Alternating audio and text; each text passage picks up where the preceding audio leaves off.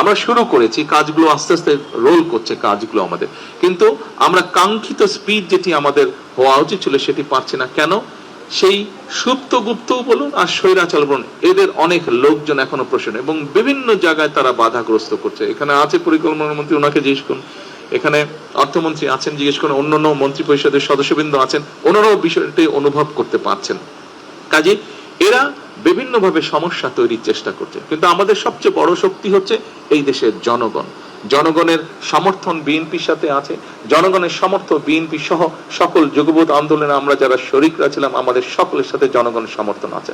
এবং আমরা যেহেতু এখানে প্রত্যেকে রাজনীতি করি, রাজনৈতিক কর্মী হিসেবে এতটুকু বলতে পারি, আমাদের শক্তি জোর থাকে জনগণের সমর্থন যখন আমাদের সাথে থাকে, এবং সেটি আলহামদুলিল্লাহ আল্লাহর রহমতে আমাদের সাথে আছে। এবং যেহেতু আমরা আপনাদের বক্তব্যে একটি ফুটেছি, আমি জানি আপনাদের কিছু মনের কষ্টের কথা আপনারা বলেছেন, তবে এটিও আপনাদেরকে আপনাদের আন্তরিকভাবে ধন্যবাদ। এটিও আপনারা বলেছেন, যে সকল সহকর্মীবৃন্দ বলেছেন, দাদা এখানে বলেছেন, শাহসুখ ভাই এখানে বলেছেন, মানন ভাই এখানে বলেছেন, যে আমরা জনগণের কাছে অন্তত এই জিনিসটা নিয়ে যেতে সক্ষম হয়েছে, যে আমরা চেষ্টা করছি, কাজ করছি, আমরা চেষ্টা করছি, আমরা এইটি আমরা নিয়ে যেতে সক্ষম হয়েছি। আমাদের প্রথম যে স্টেপটি সেটিতে আমার মনে হয় আমরা সফল হয়েছি। কাজেই সমস্যা কতগুলো আপনাদের সামনে তুলে ধরেছি। আমি দৃঢ়ভাবে বিশ্বাসী যে আমার সহকর্মীবৃন্দ, আমরা যারা যুগপৎ আন্দোলনে ছিলাম, আপনারা এই বিষয়গুলি কনসিডার করবেন। আপনারা যে বিষয়গুলি বলেছেন, যে কষ্টের কথা বলেছেন, অবশ্যই আমরা এটা কনসিডার করব।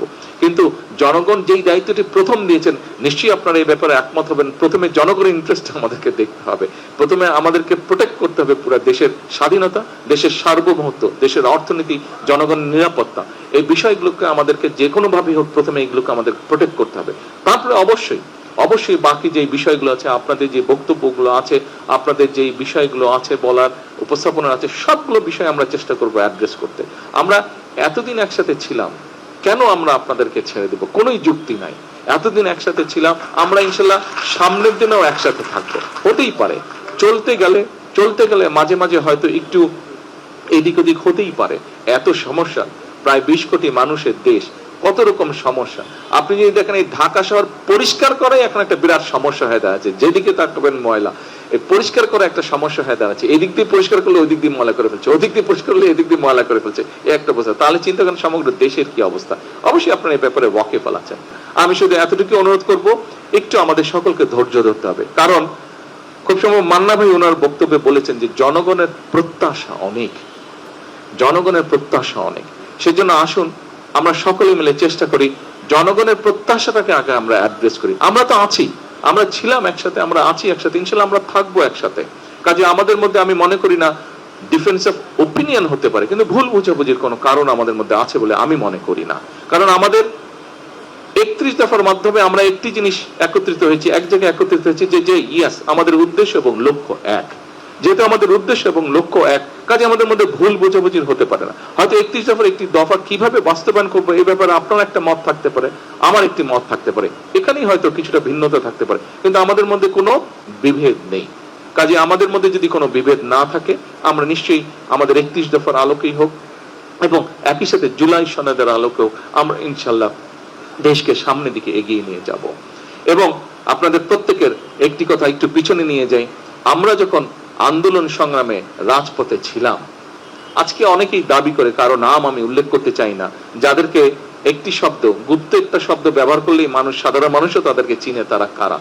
এদেরকে কিন্তু আমরা অনেক খুঁজেছি, তাদেরকে আমরা পাইনি, আমি পাইনি দূরে থেকে। আপনারা কি কেউ পেয়েছিলেন রাজপথে তাদেরকে কিন্তু রাজপথে আমরা দেখিনি। বিভিন্ন সময় তাদেরকে দেখেছি, যারা পালিয়ে গেছে এই দেশ থেকে, তাদের সাথে বিভিন্ন ভাবে আমরা দেখেছি, কিন্তু রাজপথে আমরা দেখিনি। দেখেছি শেষের দিকে এসে কিছুটা আমরা তাদেরকে দেখেছি, শেষের দিকে তারা কিছু জায়গায় তাদেরকে দেখেছি, কিন্তু 17 বছর বিভিন্ন জায়গায় আমরা তাদেরকে দেখিনি। কাজে প্রিয় নেতৃবৃন্দ, সেজন্যই দেশের মানুষ আমাদের উপরেই আস্থা রেখেছে, আমাদের উপরে আস্থা রেখেছে যে ঠিক আছে, এরাই দেশকে নিয়ে যেতে পারবে। এটি আমি দৃঢ়ভাবে বিশ্বাস করি। আসুন দেশের মানুষের সেই আস্থা ধরে রাখার জন্য আমাদেরকে যে কোনো মূল্যে ঐক্যবদ্ধ থাকতে হবে। দেশের মানুষের আস্থা ধরে রাখার জন্য আমরা সকলে এক কাজ করব। কারণ ওই যে কথা একটি, জনগণের প্রত্যাশা আমাদের কাছে, জনগণ প্রত্যাশা নিয়ে আমাদেরকে দায়িত্ব দিয়েছে। আসুন আগে আমরা দায়িত্বটা পালন করি, তারপরে আমরা নিজেদেরকে নিয়ে ভাবি, আগে জনগণের কথা ভাবি। পরিশেষে আবারও আপনাদের সকলকে আজকে এখানে কষ্ট করে আসার জন্য আন্তরিকভাবে আমি আমার পক্ষ থেকে এবং আমার দলের পক্ষ থেকে এবং আমার সরকারের পক্ষ থেকে আপনাদেরকে আন্তরিকভাবে আমি শুভেচ্ছা এবং ধন্যবাদ জানাচ্ছি। ইনশাআল্লাহ এটি শেষ না, এটি শুরু। আমরা এটাকে ইনশাআল্লাহ কন্টিনিউ করব। আসসালামু আলাইকুম।